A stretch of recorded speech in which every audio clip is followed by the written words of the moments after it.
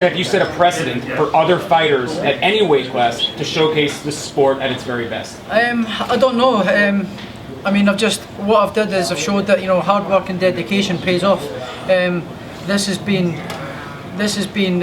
15 years in the making of, you know, hard work and dedicating my life to the sport, putting everything on hold, all my social life, things that I wanted to do with my friends, my family, you know, my fiance back home, things that I've wanted to do, missed out on, you know, all for this moment. It's all been geared to this moment, and it's finally paid off. It's finally paid off. And before we get to the questions with the media in attendance, we have one from Neil McGlade from the Scotsman.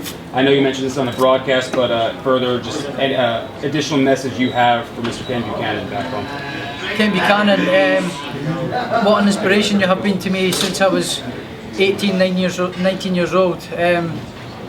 Since I walked in through the doors at Lock End Boxing Club with my coach Terry, who's here with me. He's like a father figure to me as well. Not just a coach, he's like a dad to me, Terry. Since then, the days, you know, I met Kenny and giving me a little bits of advice on how to train and how to live life and how to dedicate myself to the sport. And he saw me boxing a couple of times as an amateur and hitting the bags and sparring, and he said that I could be world champion, and I've proved him right, you know, and I'm just like him. I'm so proud that I can go back and see him now when I go back home and say I'm just like you, champ. I'm over the moon. I'm over the moon. Yeah, we go to Steve Kim. Josh, congratulations on the win. Jose Ramirez put on a lot of quick pressure the first 3-4 rounds. First of all, how difficult was that to deal with? And when did you start to say, I got this in terms of timing him coming inside? I thought I won the first 2 rounds. You know, his pressure wasn't anything, you know, out of the ordinary that I'd had before. I wasn't never in any trouble. You know, he was a very good puncher when he went 1, 2, and then 3. You know, he was good like that. His jab was quite good when he let it go.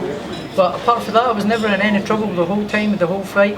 Never in any trouble. So he was a very good fighter. You know, I don't believe he could time me when I was feinting and using my feints and using my rhythm and my length and my boxing ability. He couldn't work me out.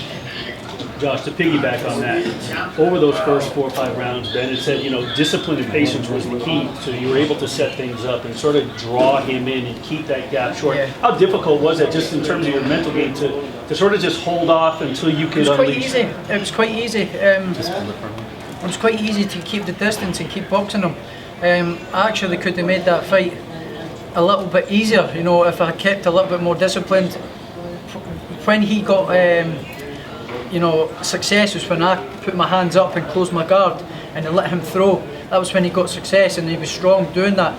It would have been a harder fight if I had decided to stand and trade with him. Even though when I did decide to trade with him, I outfought him and landed the better punches. But that would have been a much harder fight. But I really do believe I could have made that fight a little bit easier if I'd just kept disciplined a little bit more.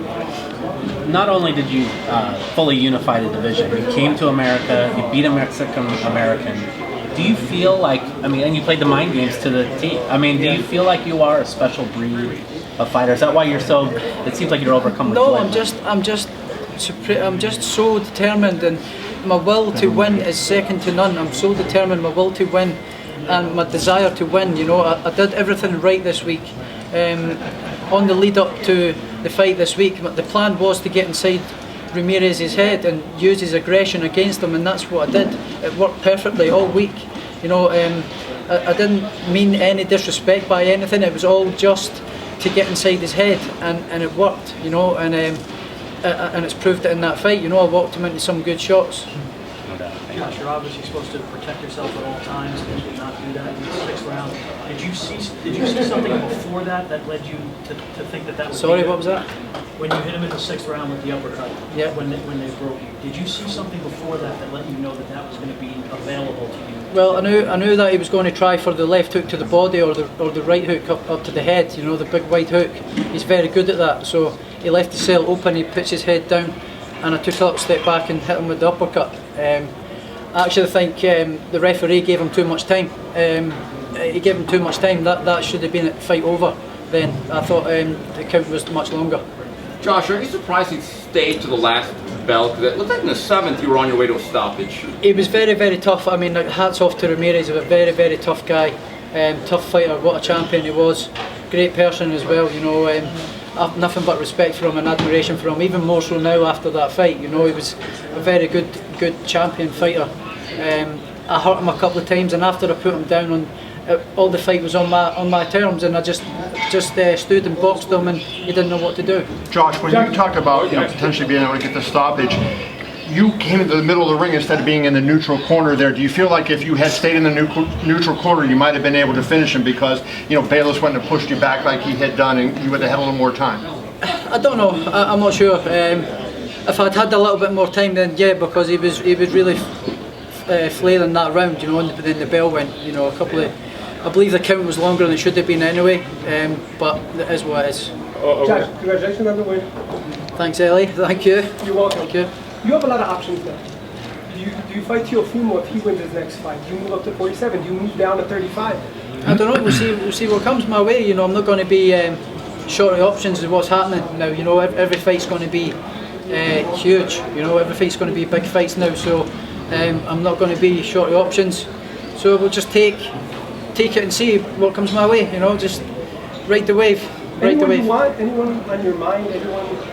I'd like to go up to 147 and chase a real big fight like Terence Crawford. I'm not going to sit and call him out and stuff. I think he's a great fighter, but I just think 2 undisputed champions going at it at 147 would be awesome. Would be amazing. Over there. Josh, a lot of talk before the fight, but what did you say to Jose once you guys came together after the final battle?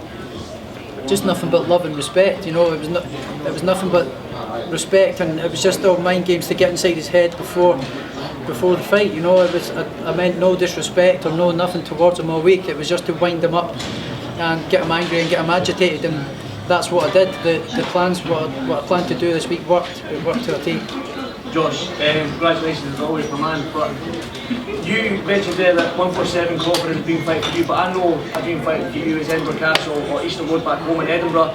The Scottish fans couldn't be in Las Vegas this time round. Do you think that you don't owe them that? Do you think it'll be good to give your Scottish fans something to get that Edinburgh Castle fight or that Easter Road fight next? Yes, man. Andy, I've no boxed in my home city since I believe it was Miguel Vasquez at Ingolston in Edinburgh at the airport, which was a few years ago now. So I'd love to go back home and take a big fight back to Scotland, And now, especially now is the time to get that fight at Edinburgh Castle or Easter Road. I know Easter Road are going to be up for having me there, and they've said it to me a few times. So I'd love to have it at Easter Road, but I'd love to fight at Edinburgh Castle. I think that would just be iconic with the castle lit in the background. Keith over there.